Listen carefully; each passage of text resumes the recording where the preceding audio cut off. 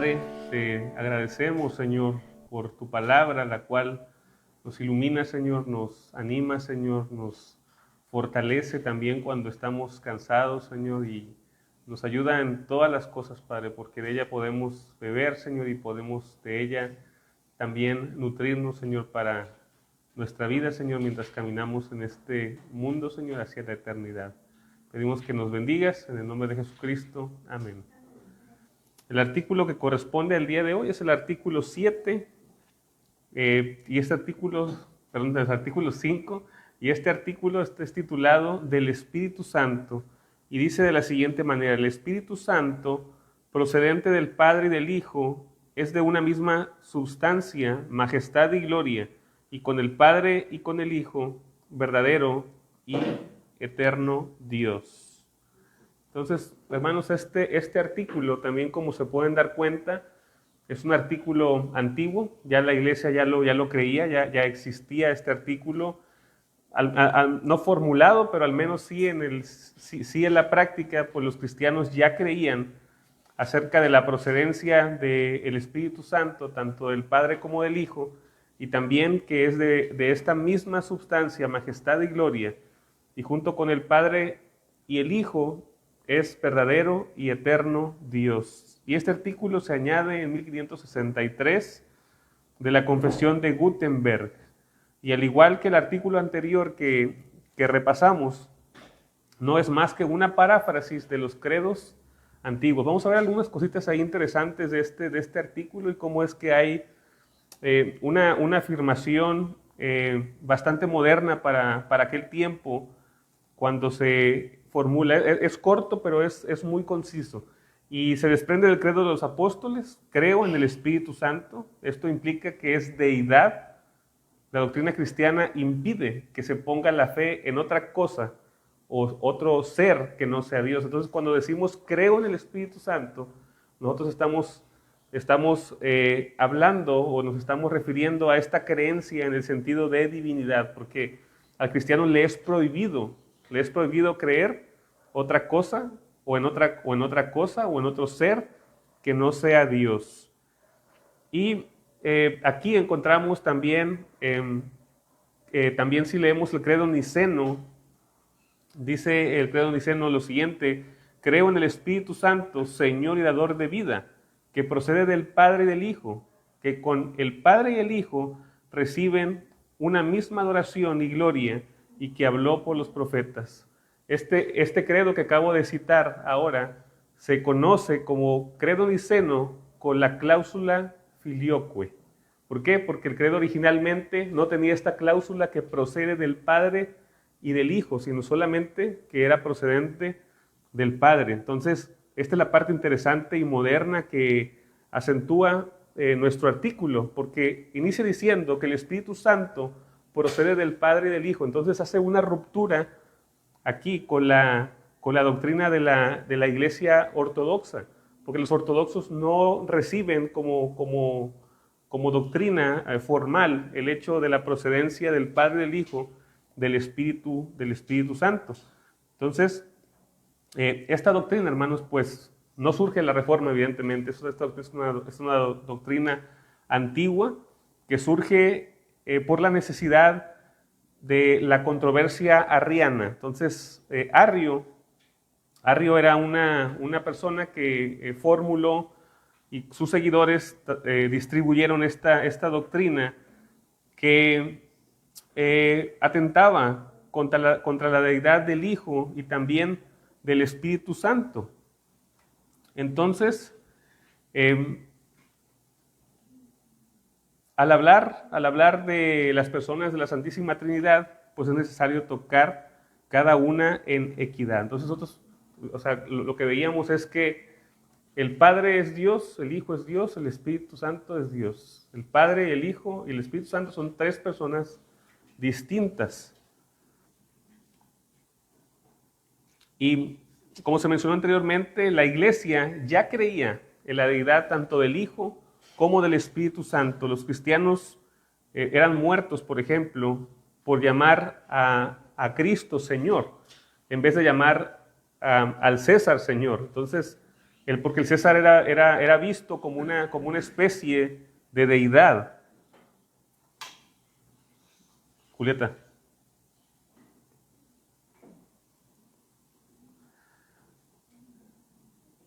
Y llamar a Cristo Señor era algo grave, en aquel tiempo. Entonces, aunque se convertía en Dios, técnicamente en su muerte el César era lo que establecía pues, la idea del César romano. Ahora, la doctrina se establece en el credo niceno original, como ya mencioné, sin esta cláusula filioque, o sea, nada solamente decía, creemos en el Espíritu Santo. Credo de Nicea 325 después de Cristo.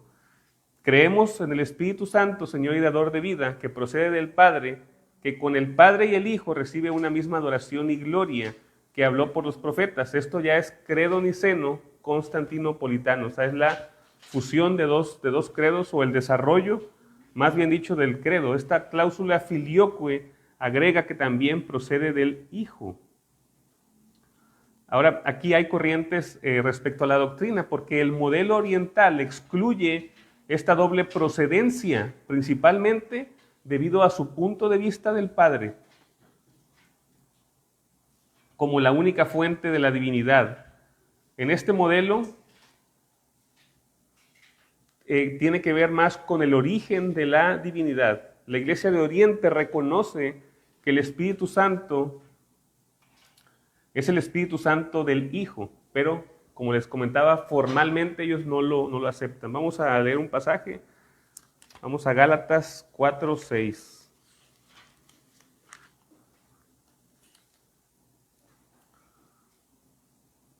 Dice, y por tanto sois hijos. Y por cuanto sois hijos, Dios envió a vuestros corazones el espíritu de su Hijo, el cual clama, Abba Padre. Entonces esta idea, aquí debemos de saber que efectivamente la Iglesia de Oriente,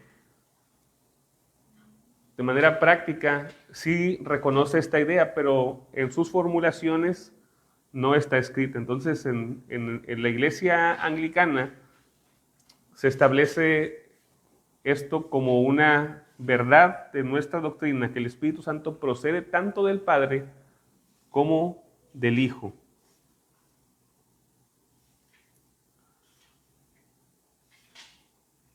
Tanto del Padre como del Hijo. Entonces, este modelo occidental es necesario porque encontramos la doble procedencia que debe equilibrar el amor recíproco entre el Padre y el Hijo. Entonces aquí no solamente es un tema de afirmar lo que la Escritura está diciendo, sino también de poder entender por qué razón Dios se ha dado a conocer a nosotros de esta manera. San Agustín de Hipona, en su libro de la Trinidad, enseñaba que el Padre es el que ama, el Hijo es el que es amado y el Espíritu Santo es el vínculo de amor que los une. Entonces, él aquí propone algo así, o sea, por ejemplo, algunas personas hablan respecto a una cuestión filosófica de que si Dios en la eternidad estaba solo, ¿a quién amaba?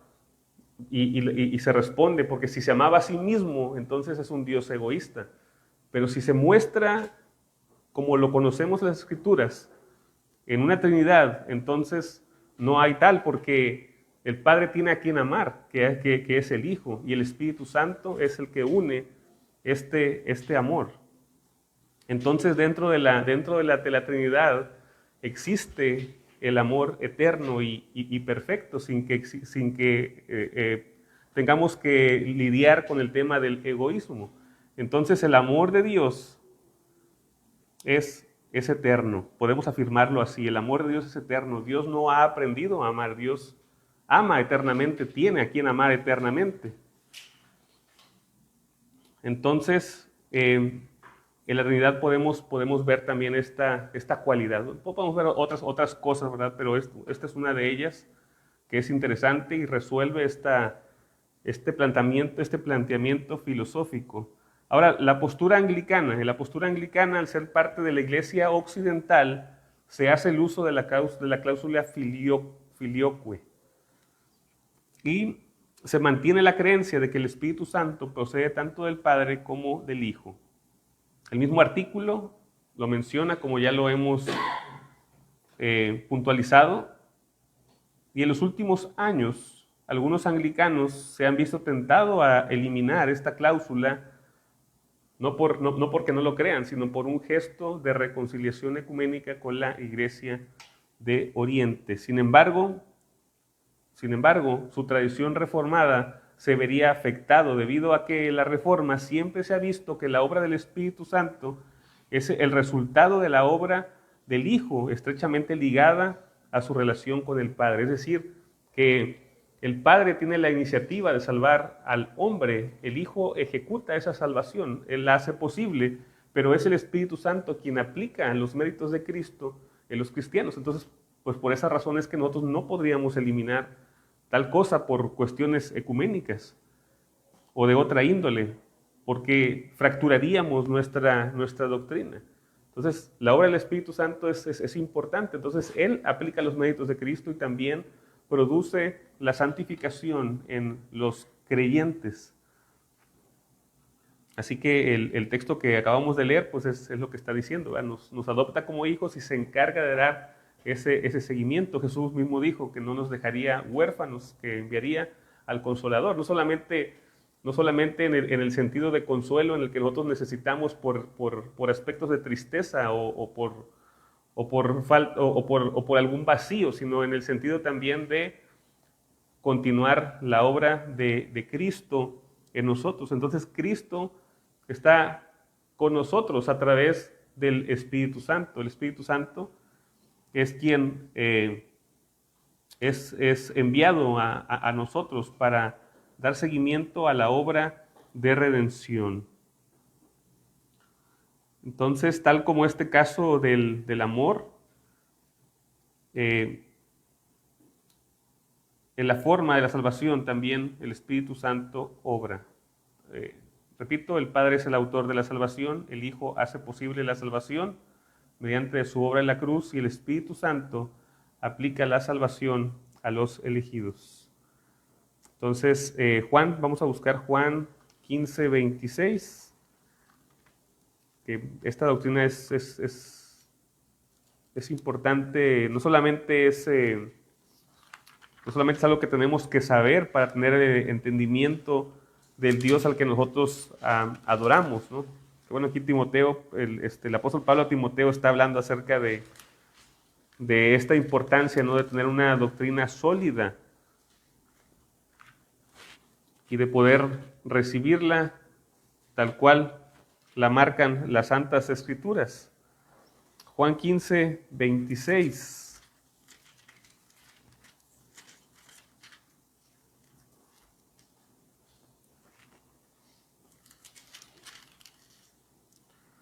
Pero cuando venga el Consolador, a quien yo os enviaré del Padre, el Espíritu de verdad, el cual procede del Padre, Él dará testimonio acerca de mí. Entonces, el Espíritu Santo es el que nos lleva a Cristo. Entonces, no hay otra forma de que nosotros podamos ir a Cristo, sino a través de la obra que hace el Espíritu Santo acompañada de la palabra de Dios. Él es el participante principal en la economía de la salvación. Entonces, por eso es que la Reforma se hace un gran énfasis en este punto de la obra del Espíritu Santo, ¿no? Y aquí, hermanos, también es importante el recalcar la crítica que hay hacia las iglesias históricas, que por ejemplo algunos hermanos cristianos dicen, es que ellos no creen en el Espíritu Santo. O sea, sí creemos, o sea, no creemos como ellos lo perciben, pero lo creemos como lo dicen las Escrituras. ¿Qué hace el Espíritu Santo?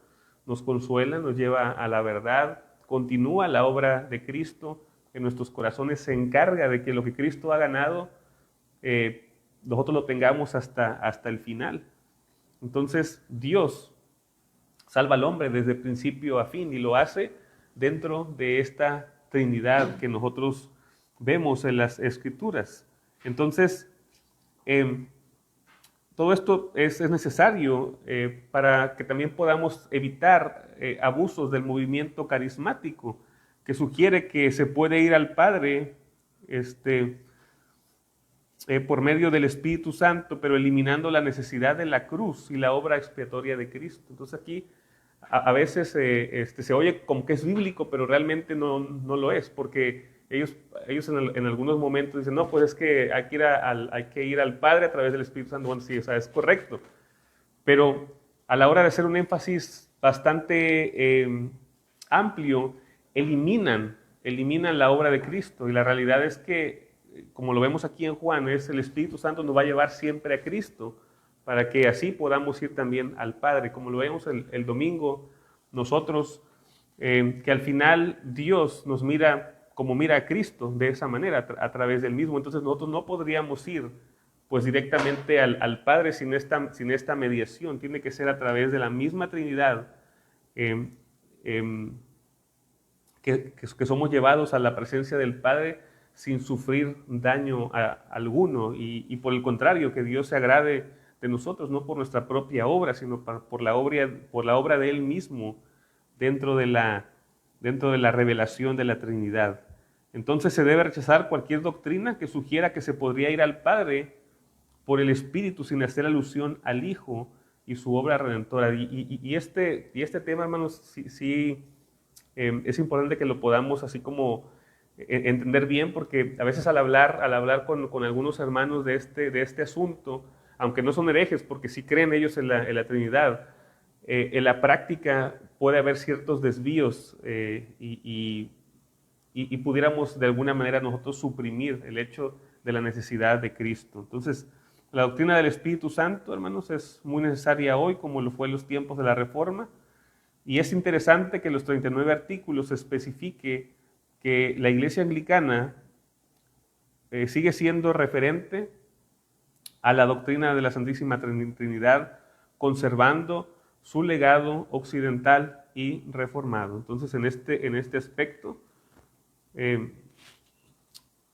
por necesidades de doctrina, hay separación entre Occidente y Oriente, y nos apegamos a esta cláusula, la cláusula filioque, o también a veces es filioque, dependiendo el latín.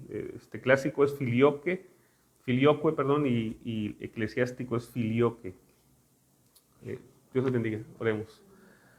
Padre, te alabamos, Señor, y te bendecimos, te rogamos que Señor, todo esto que estamos aprendiendo, Señor, no se quede como una mera información, sino que nos lleve a conocerte más, Señor, a entender más respecto a la doctrina, Señor, y ver que estos conceptos, Señor, no tienen como finalidad el que nuestra mente, Señor, se haga más grande, sino tiene como finalidad que te conozcamos, Señor, y asimismo también todos aquellos beneficios de el conocerte a ti, Señor, y tener esta comunión contigo.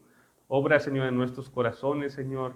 Danos salud, danos paz, Señor, danos tranquilidad y suple todas nuestras necesidades, Señor, y encárgate también a sí mismo de todas nuestras preocupaciones. En el nombre de Jesucristo te lo pedimos. Amén.